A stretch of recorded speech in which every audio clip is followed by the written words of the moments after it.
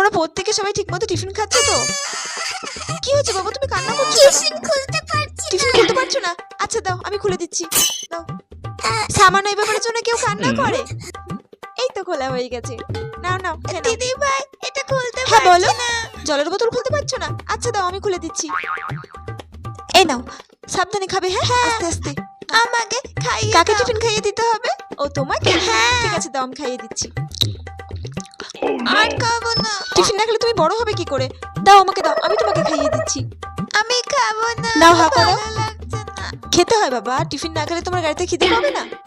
Tiffin না খেলে তুমি বড় হবে কি করে? পড়াশোনা মাথায় ঢুকবে কি করে? কি হলো?